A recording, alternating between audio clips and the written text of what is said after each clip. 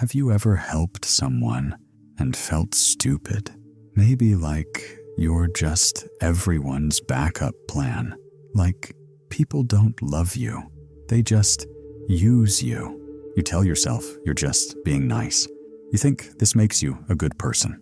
But deep down, you feel like trash, ignored, used, and empty. You give everything but get nothing back. Yet you still feel bad when you want to say no. You're everyone's therapist, their ATM, their safety net. But nobody cares about you. Here's the truth that will hurt. People don't use you because they're bad. They use you because you let them. You walk around like a doormat with a sign that says, "Step on me," and wonder why your back hurts. Carl Jung, one of the most brilliant minds in psychology, understood this better than anyone. He said that until we make our unconscious patterns conscious, they will continue to direct our lives, and we'll keep calling it bad luck or being surrounded by selfish people. But it's not about luck, and it's not really about them being selfish. It's about what you're unconsciously communicating through your energy, your behavior, your desperate need to be needed. Have you ever noticed how some people never get used? They're not rude, but somehow no one dares to take advantage of them. The secret is simple. They know how to be kind and have boundaries at the same time. This video will show you how to do the same, not by becoming cold, but by breaking the hidden patterns that make you easy to use. By the end, you'll know why some people can sense your weakness in minutes and how to build the confidence that makes you untouchable. If you're still watching, this is for you. You're tired of being the backup plan. You're tired of giving until you're empty and still feeling guilty for not giving more. You think people use you because they're selfish, because they're manipulative, because they're bad people. But that's only half the story. The truth, the one nobody wants to face, is that you're unconsciously inviting it every single time. This isn't about blame. This is about power. Because long before someone asks you for too much, before they test your limits, before they drain you, your energy already told them they could. It's in the way you say yes too quickly, the way you explain when no explanation is needed, the way you apologize for things that aren't your fault without realizing it. You're sending one loud message. I don't believe I deserve to be protected. And manipulators, they can smell it. Within minutes of meeting you, they know you're safe to exploit, like sharks sensing blood in the water. Here's the part that stings. Your fear of conflict, your hunger for approval, your terror of being abandoned. It's written all over you. You've become a walking neon sign, emotional ATM, open 24 hours. And the cruel irony, the more available you make yourself, the less valuable you become. Users don't respect givers. They don't admire generosity. They see it as weakness. The one who always drops everything isn't loved. They're dismissed. That's why you keep attracting the same people, because deep down, you still believe love is earned through usefulness. You still think if you're valuable enough, selfless enough, perfect enough, someone will finally stay. But here's the reality. The people who use you aren't evil geniuses. They're just opportunists. Water always flows downhill, and you've been trained since childhood to make yourself the slope. The real problem isn't them. It's the program inside you, the one installed years ago when love came with conditions, when survival meant compliance, when being useful was safer than being yourself. And until you confront that unconscious script, you'll keep mistaking self-betrayal for kindness and chains for love. The biggest lie you've been told is that being used means you're too kind. The truth is, you're too unconscious. You've been reacting from hidden patterns, giving your power away without realizing why you can't stop. Carl Jung said, "Until you make the unconscious conscious, it will direct your life and you will call it fate." What you call kindness is often fear in disguise. What looks like generosity is a desperate attempt to buy love and acceptance from people who were never going to give it. This began in childhood, when you learned that your worth depended on usefulness. Love was conditional. You had to be perfect, helpful, or compliant. So you developed a survival strategy. If people needed you, they wouldn't abandon you. It made sense when you were 7, but as an adult, it's destroying you. Behind every yes you don't mean is a scared child who believes saying no equals being abandoned. That's why boundaries feel impossible. Your body reacts as if rejection is death, and somewhere along the way, you got addicted to being needed. The validation, the importance, the role of rescuer, this became your drug. But this isn't kindness. It's fear running your life. Users can sense your hunger to be needed, and they exploit it effortlessly. The truth is, people who can't be manipulated don't radiate that desperation. They don't trade usefulness for worth. They don't confuse being drained with being valuable. The shadow side of people-pleasing is that it's often selfish. You're not giving purely. You're giving to secure love, safety, and validation. That's not evil. It's just unconscious. But until you see it, it controls you. So stop blaming users. Stop calling it kindness. Start facing the fear that drives you. True strength isn't about being cold or mean. It's about becoming someone who doesn't need to be used to feel worthy. The biggest lie you've been told is that being used means you're too kind, when the reality is you're too unconscious.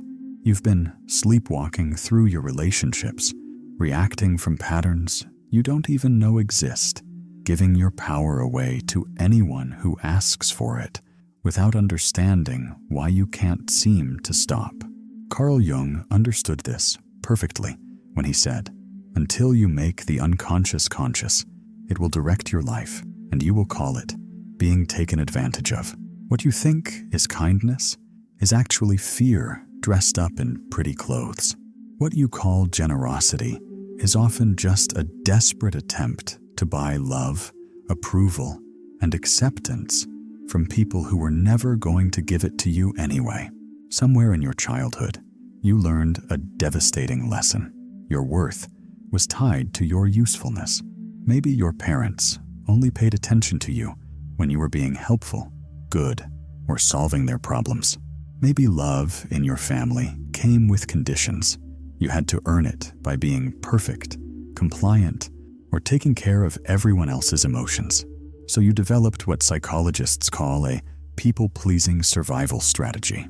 Your young mind figured out that being needed felt safer than being wanted, because needs are more urgent than wants. Here's what most people don't understand about people-pleasers. You're not actually kind. You're terrified. Behind every yes, when you want to say no, behind every favor you don't want to do, there's a scared child inside you, believing that if you don't keep everyone happy, you'll end up alone. Your unconscious mind has convinced you that saying no equals being abandoned, that having needs makes you selfish, that disappointing others is emotional murder. This is why boundaries feel impossible for you. Every time you think about saying no, your nervous system fires up like you're about to jump off a cliff. Your body floods with anxiety, guilt, and panic because your unconscious mind is screaming, if you don't give them what they want, they'll leave you. But you've also become addicted to being needed. The rush you get when someone asks for your help, the sense of importance when someone can't function without you. This has become your drug. You've confused being used with being loved, being drained with being valuable. Users can sense this desperation from miles away. They can feel your hunger for validation, your need to be needed, your willingness to sacrifice yourself to feel important. You're like a person dying of thirst in the desert, and they're holding a glass of water. Of course they have all the power. The shadow side of your niceness is that it's often selfish. You're not giving because you genuinely care. You're giving because of what you hope to get back. You're not being helpful because you love people. You're being helpful because you need to feel needed. Stop blaming users and start examining why you're attracting them. Stop calling it kindness and start recognizing it as fear. But here's where it gets deeper. Being unusable isn't about becoming mean, cold, or selfish. It's about something far more profound than that. Most people believe that the only way to avoid being used is by becoming rude, cold, or aggressive. They think boundaries mean slamming doors, cutting people off, or turning into someone mean and unfeeling. So they swing from one extreme to the other, from being a doormat to being a wall. But this approach fails because it's still coming from the same place of fear and reaction. Here's the problem with aggressive boundaries. They're not real boundaries at all. They're just another form of people-pleasing. Except now, you're trying to please the angry, hurt part of yourself instead of everyone else. You're still being controlled by your emotions, still reacting instead of responding, still letting other people determine how you show up in the world. Real boundaries aren't walls you build to keep people out. They're not rules you enforce through anger or punishment. True boundaries come from a place of inner completeness, not inner emptiness. When you're whole within yourself, you don't need to defend against anything because there's nothing to defend. You're not trying to protect a wounded ego or a fragile sense of self-worth. Carl Jung understood that real strength comes from integration, not separation. It's not about cutting yourself off from the world. It's about being so centered in who you are that external manipulation simply bounces off you like water off a duck's back. You can be kind without being available for exploitation. You can care without being responsible for everyone's problems. Here's the paradox that changes everything. The less you need people to like you, the more genuinely likable you become. The less you need their approval, the more they naturally respect you. When you stop trying to earn love through usefulness, you become someone worth loving for who you are, not what you do. People who can't be used don't have better techniques or stronger willpower. They have something much more powerful. They don't need anything from you. They're not looking for validation, approval, or proof of their worth through your responses. They interact with you because they choose to, not because they need something from you to feel okay about themselves. This energy shift is everything. When you're complete within yourself, you naturally emit a frequency that says, "I'm already whole." Users move on to easier targets because manipulation only works on people who are seeking something outside themselves. You can still be generous, helpful, and caring, but now it comes from overflow, not emptiness. You give because you want to, not because you're afraid of what happens if you don't. The difference is that you're no longer performing for approval. You're not scanning people's faces to see if you've pleased them enough. You're not overthinking every interaction, wondering if you've done something wrong. You exist independently of other people's opinions, moods, and needs. But to get there, you need to understand why being used hurts so much in the first place. Because the pain isn't really about them taking advantage of you. It's about something much deeper. The reason being used hurts so much isn't actually about what they're taking from you. It's because every time someone uses you, it confirms your deepest, most terrifying fear, that you're only valuable for what you can provide, not for who you are. That pain you feel when someone takes advantage of your kindness, that's the sound of your soul screaming in recognition of a wound that was carved into you years ago.